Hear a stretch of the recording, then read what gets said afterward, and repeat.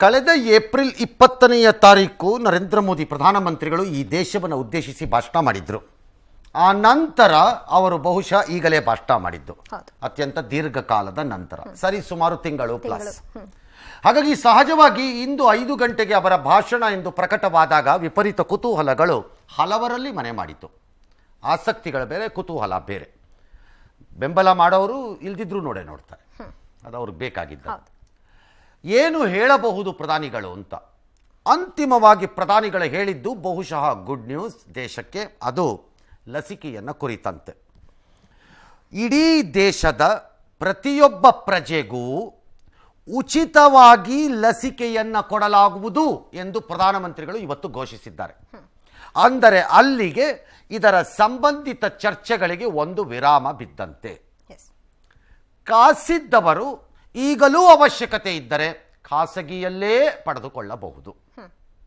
ಆದರೆ ಸರ್ಕಾರಿ ಲಸಿಕೆ ಕಾರ್ಯಕ್ರಮದಲ್ಲಿ ಯಾರ್ಯಾರು ಭಾಗಿಯಾಗ್ತಾರೋ ಅವರೆಲ್ಲರಿಗೂ ಉಚಿತ ಎಂದು ಹೇಳಿ ಅದಕ್ಕೆ ತೆರೆಯನ್ನು ಎಳೆದರು. 5 ಗಂಟೆಗೆ ಅವರು ಭಾಷಣ ಮಾಡಿದಾಗ ಕೇಂದ್ರೀಕೃತ ಲಸಿಕಾಕರಣದ ಮೂಲಕ ಜೂನ್ 21ರಿಂದ 18 ವರ್ಷ ಮೇಲ್ಪಟ್ಟ ಪ್ರತಿಯೊಬ್ಬರಿಗೂ ಈ ಉಚಿತ ವ್ಯಾಕ್ಸಿನ್ ಅನ್ನು ನೀಡಲಾಗುತ್ತೆ ಅಂತ ಪ್ರಧಾನಮಂತ್ರಿಗಳು ಪ್ರಕಟ ಮಾಡಿದರು.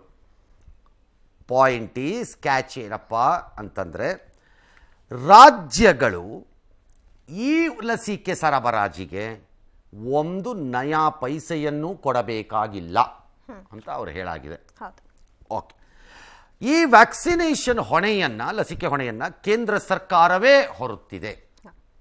ಶೀಘ್ರವೇ ಅದಕ್ಕೆ ಹೊಸ ಮಾರ್ಗಸೂಚಿಯನ್ನು ಪ್ರಕಟ ಮಾಡ್ತೀವಿ.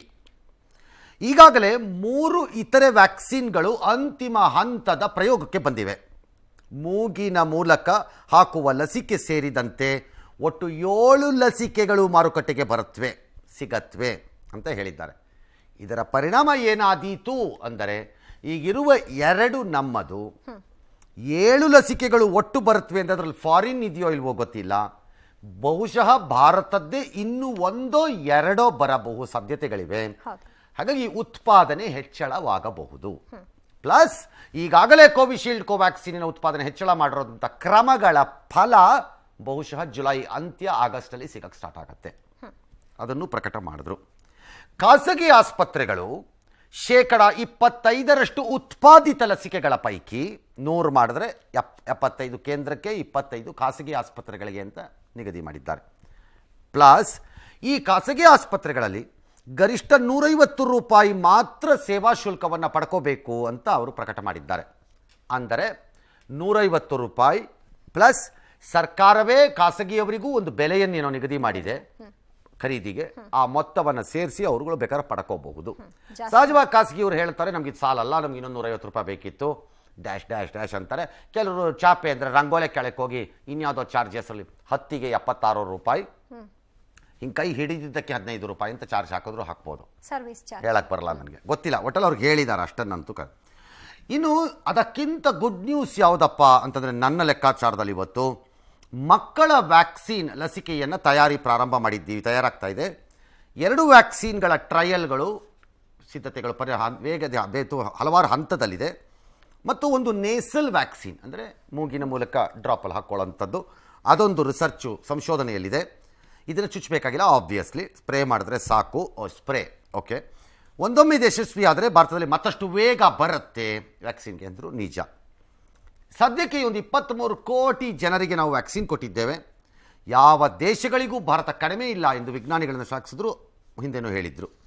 ಲಸಿಕೆ ಸಮಸ್ಯೆಯನ್ನು ನಿವಾರಿಸುವ ಸಲುವಾಗಿ ವಿದೇಶದಿಂದಲೂ ಲಸಿಕೆಯನ್ನು ತರಿಸ್ತೀವಿ ಅಂತ ಪ್ರಧಾನಮಂತ್ರಿಗಳು ಪ್ರಕಟ ಮಾಡಿದರು. साथियों, आज ये निर्णय लिया गया है कि राज्यों के पास वैक्सीनेशन से जुड़ा जो 25% काम था, उसकी जिम्मेदारी भी भारत सरकार उठाएगी. ये व्यवस्था आने वाले 2 सप्ताह में लागू की जाएगी. इन 2 सप्ताह में केंद्र और राज्य सरकारें मिलकर नई गाइडलाइंस के अनुसार आवश्यक तैयारी कर लेंगी. संयोग है कि 2 सप्ताह बाद 21 जून को ही अंतर्राष्ट्रीय योग दिवस भी है. 21 जून सोमवार से देश के हर राज्य में 18 वर्ष से ऊपर की उम्र के सभी नागरिकों के लिए भारत सरकार राज्यों को मुफ्त वैक्सीन मुहैया कराएगी। वैक्सीन निर्माताओं से कुल वैक्सीन उत्पादन का 75% हिस्सा भारत सरकार खुद ही खरीदकर राज्य सरकारों को मुफ्त देगी। यानी देश की किसी भी राज्य सरकार को वैक्सीन पर कुछ भी खर्च नहीं करना होगा। आने वाले दिनों में वैक्सीन की सप्लाई और भी ज्यादा बढ़ने वाली है। आज देश में 7 कंपनियां विभिन्न प्रकार की वैक्सीन का प्रोडक्शन कर रही है। 3 और वैक्सीन का ट्रायल भी एडवांस स्टेज पे चल रहा है। वैक्सीन की उपलब्धता बढ़ाने के लिए दूसरे देशों की कंपनियों से भी वैक्सीन खरीदने की प्रक्रिया को तेज किया गया है। इधर हाल के दिनों में कुछ एक्सपर्ट्स द्वारा हमारे बच्चों को लेकर भी चिंता जताई गई है। इस दिशा में भी 2 वैक्सीन का ट्रायल तेजी से चल रहा है। अभी देश में एक नेजल वैक्सीन पर भी रिसर्च जारी है। इसे सिरिंज से न देकर नाक में स्प्रे किया जाएगा। देश को अगर निकट भविष्य में इस वैक्सीन पर सफलता, जो व्यक्ति मुफ्त में वैक्सीन नहीं लगवाना चाहते, प्राइवेट अस्पताल में वैक्सीन लगवाना चाहते हैं, उनका भी ध्यान रखा गया है। देश ಯಾಕೆ ಪ್ರಧಾನಮಂತ್ರಿಗಳು ಇವತ್ತು ಇದ್ದಕ್ಕಿದ್ದಂತೆ ಕಂಪ್ಲೀಟ್ ರಿವರ್ಸ್ ಈ ನೀತಿ ನಿಯಮದಲ್ಲಿ ವಾಪಸ್ ಹೋದ್ರು? ರಾಜ್ಯ ಕೊಟ್ಟು ವಾಪಸ್ ಯಾಕೆ? ಬಹಳ ಸರಳ. I think prime minister correct ಇತ್ತು ಇವತ್ತು ಅವ್ರು ಹೇಳಿದಾಗ, ಅದನ್ನ ನಮ್ಗೆ ತೋರ್ಸಕ್ಕಾಗಲೇ ಆಗಿಲ್ಲ. ಹಲವಾರು ರಾಜ್ಯಗಳು ಆಕ್ಷೇಪವನ್ನು ಎತ್ತಿದ್ವು ಇದಕ್ಕೆ ಮೊದಲು. ಕೇಂದ್ರ ಸರ್ಕಾರ ಖರೀದಿ ಪ್ರಕ್ರಿಯೆಗಳನ್ನೆಲ್ಲವನ್ನು ತನ್ನ ಕೈಯಲ್ಲಿ ಹಿಡಿದುಕೊಂಡು ತನಗೆ ಬೇಕಾದ ರೀತಿ ನಮ್ಮನ್ನ ತೊಗಲು ಬೊಂಬೆಗಳ ರೀತಿ ಆಟ ಆಡಿಸ್ತಾ ಇದೆ.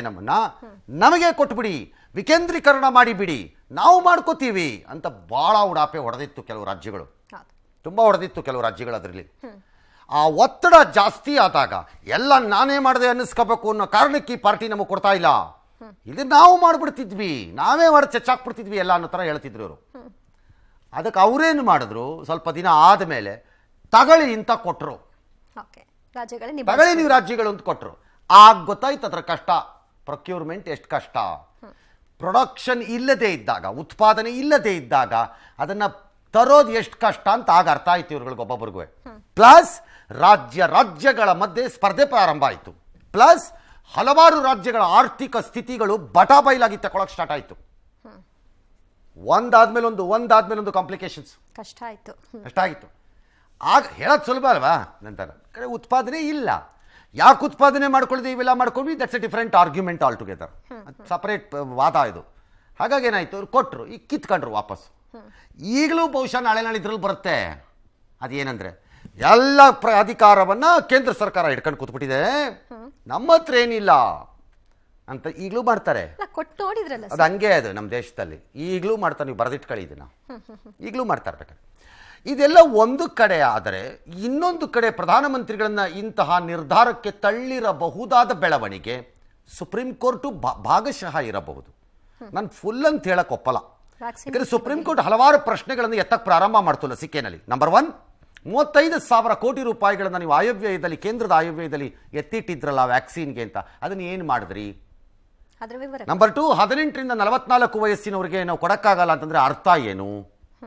ಅವ್ರಿಗೆ ಹಕ್ಕಿಲ್ವಾ? ಇದೆಲ್ಲ ಪ್ರಶ್ನೆಗಳನ್ನು ಎತ್ತಕ್ಕೆ ಸ್ಟಾರ್ಟ್ ಮಾಡಿದ್ರು. ಹಾಗಾಗಿ ಅದು ಕೆಲಸ ಮಾಡಿರಲ್ಲ ಅಂತ ನಾನು ಹೇಳಲ್ಲ.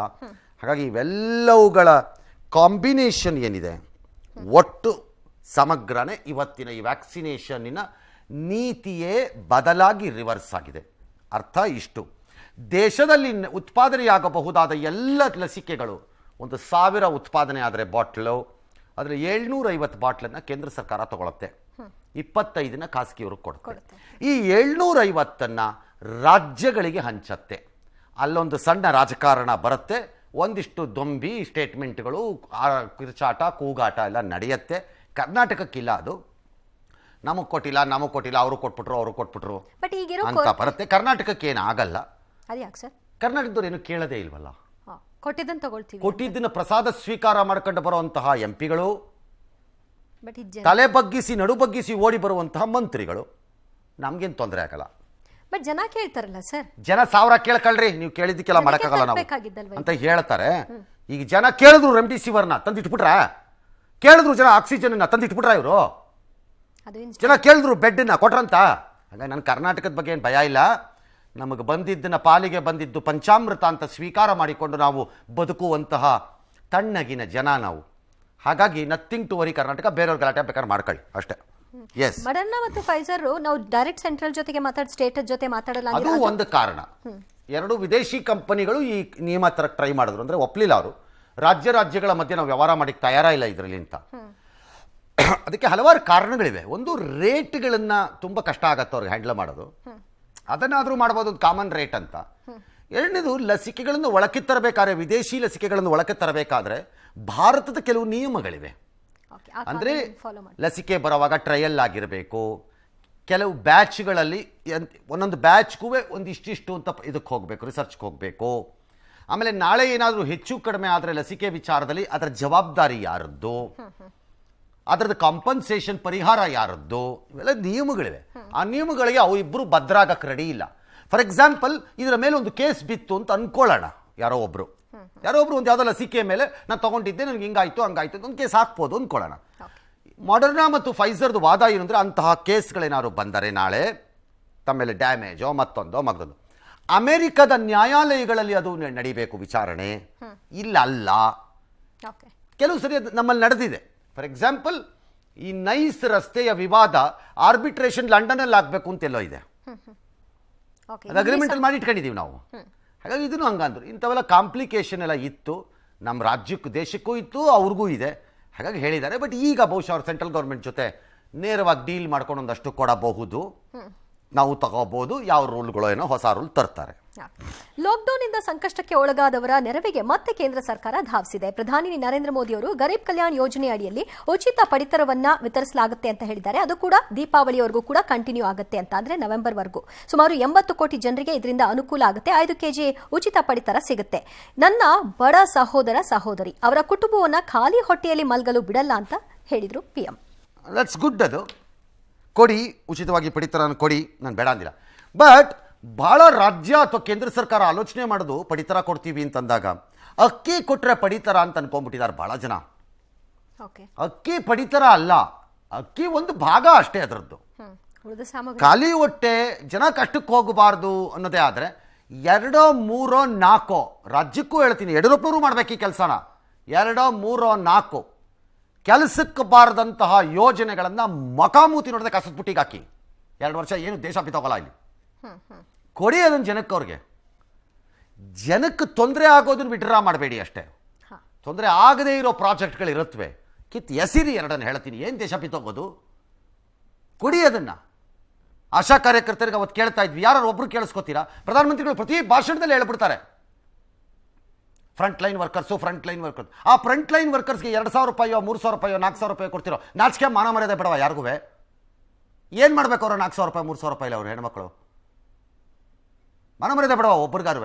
ಏನು ಕಡ್ದು ಕೊಂಪಟೆ ಹಾಕ್ತೀರಿ? ಏನು ದೇಶ ಬಿತ್ತೋಗೋದು? ಒಂದು ಪ್ರಾಜೆಕ್ಟ್ ಯಾವುದೋ ನೀವು ಹಾಕೊಂಡಿರೋದು ಒಂದು ಕೆಟ್ಟ ಪ್ರಾಜೆಕ್ಟ್. 100 ರೂಪಾಯಿಗೆ 60 ರೂಪಾಯಿ ಕೆಲಸ ಹೆಂಗಿದ್ರೂ ಆಗಲ್ಲ ಈ ದೇಶದಲ್ಲಿ. ಹೊಡೆದು ತಿಂದು ಬಿಸಾಕ್ಬಿಡ್ತೀರಿ. 40 ರೂಪಾಯಿ ಕೆಲಸ ಹೋದ್ರಾಯ್ತು, ತೆಗೀರಿ 2 ಪ್ರಾಜೆಕ್ಟು ಕೊಡಿ ಅವ್ರಿಗೆ. ಈ ಪಡಿತರನೂ you have to see it in a holistic ವೇನಲ್ಲಿ. ಯಾವ ಬಡವರಿಗಾರು ಕೊಡಿ, ಯಾವ ಕ್ಯಾಟಗರಿಗಾರು ಕೊಡಿ, ಯಾರು ಕೊಡಬೇಕು ತೀರ್ಮಾನ ಮಾಡ್ಕೊಳ್ಳಿ. ಅದಲ್ಲ ನನ್ನ ವಾದ. ಅಕ್ಕಿ ಕೊಟ್ಟು ಪ್ರಯೋಜನ ಇಲ್ಲ.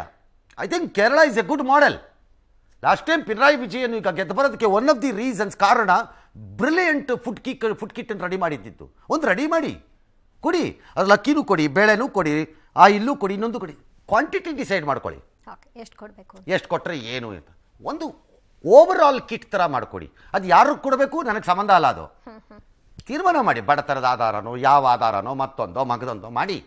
ಇನ್ಕಮ್ ಟ್ಯಾಕ್ಸ್ ಕಟ್ಟೋರ್ಗೇನು ಕೊಡಬೇಕಾಗಿಲ್ಲ. ಯಾಕೆ ಕೊಡ್ತೀರಿ? ಕೊಡಬೇಡಿ, ಬೇಕಾರೆ ಕೊಡಬೇಡಿ, ತೆಗೀರಿ ಅವ್ರನ್ನೆಲ್ಲ ಆಚೆಗೆ.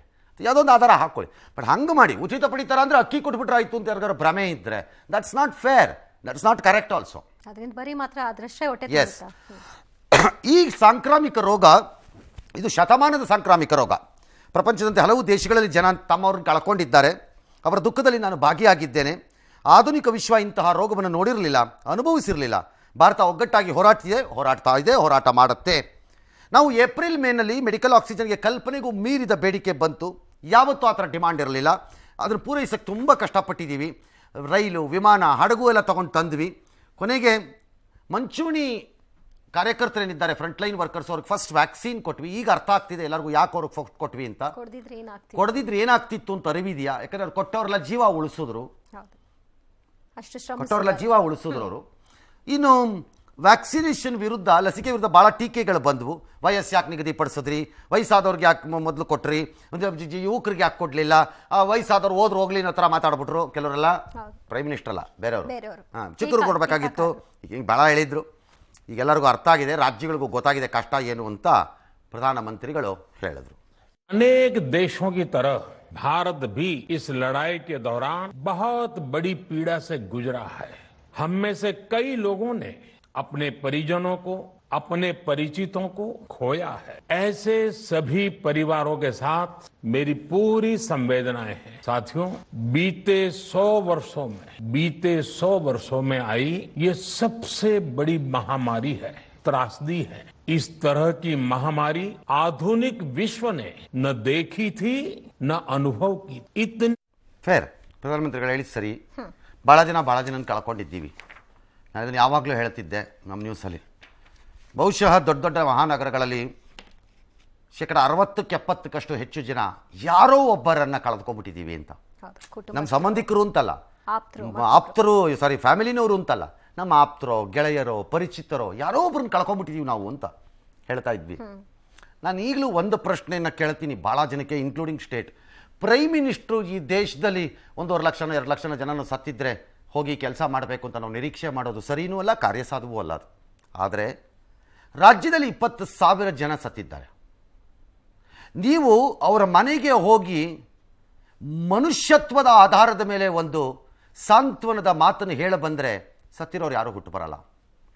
ಆದರೆ ಅದು ನಿಮ್ಮ ಗೌರವವನ್ನು ಹೆಚ್ಚಿಸ್ತಾ ಇತ್ತು, ಅದು ನಿಮ್ಮ ಮನುಷ್ಯತ್ವಕ್ಕೆ ದಾರಿ ಆಗ್ತಾ ಇತ್ತು.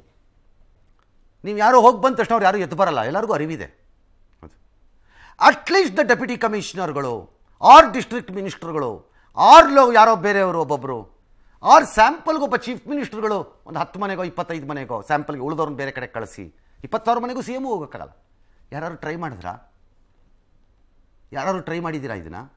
ಲೋಕಲ್ ಎಮ್ ಎಲ್ ಎಗಳು ಹೋಗೋದು ಬಿಡಿ, ಅವರು ವೋಟರ್ಸು ಅಂತಾನೋ ಮತ್ತೊಂದು ಅಂತಾನೋ ಮಗದೊಂದು ಅಂತಾನೋ ಮಾಡ್ತಾರೆ. ಸರ್ಕಾರದ ಪ್ರತಿನಿಧಿಗಳು ಯಾರು ಮಾಡ್ತಾ ಇದ್ದೀರಾ ಈ ಕೆಲಸ? ಚಾಮರಾಜನಗರದಲ್ಲಿ ಆಕ್ಸಿಜನನ್ನು ಕೊಡೋಕ್ಕಾಗದೆ 35 ಜನನೋ 26 ಜನನೋ ಬಲಿ ತೆಗೆದುಕೊಂಡ ನಾವು ಹೋಗಿದ್ದೀವಾ? ದುಡ್ಡನ್ನು ಬಿಸಾಕ್ಬಿಟ್ರೆ ಎಲ್ಲ ಆಗೋಯ್ತು ಅನ್ನೋ ತೀರ್ಮಾನಕ್ಕೆ ಯಾಕೆ ಬರ್ತೀರಿ ರಾಜ್ಯ ಸರ್ಕಾರದವರು? ಆಲ್ ರೈಟ್, ದುಡ್ಡನ್ನಾದರೂ ಕೊಟ್ಟಿದ್ದೀರಾ. ನಾನು ಅದಕ್ಕೆ ಹೇಳಿದ್ದು 2 ಕೆಲಸ ನಿಲ್ಲಿಸ್ಬಿಡಿ ಯಡಿಯೂರಪ್ಪನವರೇ, ಏನೂ ಆಗಲ್ಲ ಸರ್. 20,000 ಜನ ಸತ್ತಿರ್ಬೋದು, ಅದರೊಂದು 5,000 ಜನಕ್ಕೆ ಯಾವ ದುಡ್ಡಿನ ಅವಶ್ಯಕತೆಯೂ ಇರಲ್ಲ, ಭಗವಂತ ಅವ್ರು ಚೆನ್ನಾಗಿಟ್ಟಿರ್ತಾನೆ. ಅದರಲ್ಲೊಂದು 5-10 ಸಾವಿರ ಜನದ ಮನೆಗೆ ಸಾಂಕೇತಿಕವಾಗಿ ನಿಮ್ಗೆ 1 ಲಕ್ಷ ರೂಪಾಯಿ ಪರಿಹಾರ ಕೊಡೋಕ್ಕಾಗಲಿಲ್ವಾ?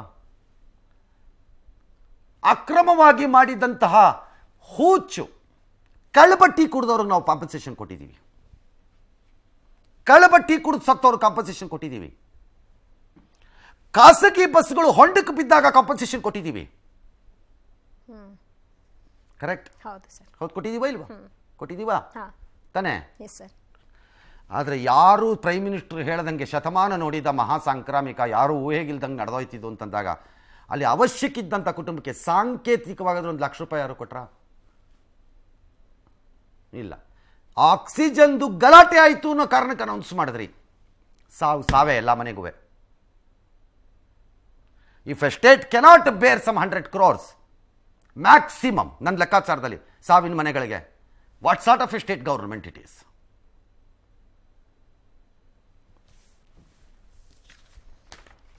ವೆರಿ ಸ್ಯಾಡ್ ಇದು. ಸತ್ತವ್ರ ಮನೆಗೆ ಹೋಗಿ ಒಂದು ಸಾಂತ್ವನ ಹೇಳಲಿಕ್ಕೆ ನಮ್ಮ ಕೈಲಿ ಆಗಲ್ಲ. ಹೋಗಲಿ ಅವ್ರು ಸಾಯೋದನ್ನು ತಪ್ಸಕ್ಕೆ ನಮ್ಮ ಕೈಲಿ ಬೆಡ್ ಕೊಡೋಕ್ಕಾಗಲಿಲ್ಲ, ಹೋಗಲಿ ಅವ್ರಿಗೆ ಬೇಕಾದಾಗ ನಾವು ಆಕ್ಸಿಜನ್ ಕೊಡಲಿಲ್ಲ, ಹೋಗಿ ಹೇಳ ಬರೋಣ. ಇದೆಯಾ ನಿಮ್ಗೆ ಯಾರಿಗಾರು? ಒಬ್ಬನು ಕೇಳಬೇಡಿ, ಬರೀ ಕೆಟ್ಟ ರಾಜಕಾರಣ ಮಾಡ್ಕೊಂಡು ಓಡಾಡಿ. ಅಲ್ಲಿ ಚಾಮರಾಜನಗರದಲ್ಲಿ ಜುಡಿಷಿಯಲ್ ಕಮಿಷನ್ ಹೇಳಿತು, ಒಬ್ಬ ಅಧಿಕಾರಿ ಮೇಲೆ ಒಂದು ಕ್ರಮ ಇಲ್ಲ. ರಸ್ತೆಯಲ್ಲಿ ಮಳೆ ಬಂದರೆ ಕೊಚ್ಕೊಂಡು ಹೋಗೋ ಇಲಿ ಮರಿಗಳ ಥರ ಜನ ಹೊಟ್ಟೋದ್ರು, ಕೇರೇ ಇಲ್ಲ ನಿಮಗೆ. Who is responsible for those deaths? ಇವತ್ತು ಕೇಳ್ತೀನಿ ನಾನು, ಯಾರು ರೆಸ್ಪಾನ್ಸಿಬಲ್ ಚಾಮರಾಜನಗರದಕ್ಕೆ? ಯಾರು? ಹಾಗೆ ಅದನ್ನು ಮರೆಸಿದ್ದೀರಲ್ಲ ಯಡಿಯೂರಪ್ಪನವರೇ. ಸತ್ತವ್ರು ನಿಮ್ಮನ್ನು ಕ್ಷಮಿಸ್ತಾರೆ ಅನ್ಕೊಂಡಿದ್ದೀರೇನು? ನೀವು ನಂಬೋ ಅಂಥ ಮಲೆ ಮಹದೇಶ್ವರ ಬೆಟ್ಟನೂ ಅದೇ ಜಿಲ್ಲೆಯಲ್ಲಿದೆ ಅನ್ನೋದನ್ನು ಮರಿಬೇಡಿ. ಹೇಗೆ ಸೋಮಶೇಖರ್ ಚಾಮುಂಡಿ ನೋಡ್ತಿದ್ದಾಳೆ ಅಂತಂದ್ರೋ ನಿಮ್ಮ ಕೆಲಸವನ್ನು ಮಹದೇಶ್ವರ ಸ್ವಾಮಿನೂ ನೋಡ್ತಿರ್ತಾನೆ. ನೆಟ್ಟಿಟ್ಕೊಳ್ಳಿ. What sort of a system ಇದು? ಜನಕ್ಕೆ ಸಪೋರ್ಟ್ಗೆ ಹೋಗೋಕ್ಕಾಗಲಿಲ್ಲ, ಈಗಲೂ ನಾವು ಬಿಲ್ ಕ್ಲಿಯರೆನ್ಸು ಪ್ರಾಜೆಕ್ಟ್ ಕ್ಲಿಯರೆನ್ಸಲ್ಲಿ ಇದ್ದೀವಿ ಅಂತಂದರೆ ಏನು ಮೀನಿಂಗ್ ಅದಕ್ಕೆ? ಆಯಿತು, ಅದು ಮಾಡ್ಕೊಳ್ಳಿ, ಅಭಿವೃದ್ಧಿ ನಿಲ್ಸೋಕ್ಕಾಗಲ್ಲ. It should be not reach to people. ಪಕ್ಕದ ಕೇರಳ ಸಣ್ಣ ರಾಜ್ಯದಲ್ಲಿ ಮಾಡೋಕ್ಕಾಗ್ತಿದೆ, ನಮ್ಮ ಕೈಲಾಗಲ್ವಾ? ಸತ್ತವ್ರ ಮನೆಗೆ 1 ಲಕ್ಷ ರೂಪಾಯಿ ನಾಮಿನಲ್ ಆಗಿ ಸಾಂಗ್. ಅದರಿಂದ ಏನು ಅವ್ರೇನು ಅರಮನೆ ಕಟ್ಕೊಳಕ್ಕಾಗತ್ತಾ? ನಮ್ಮನ್ನು ಗಮನಿಸಿದ್ದಾರೆ ಅಂತ ಆಗುತ್ತೆ ಅಷ್ಟೇ.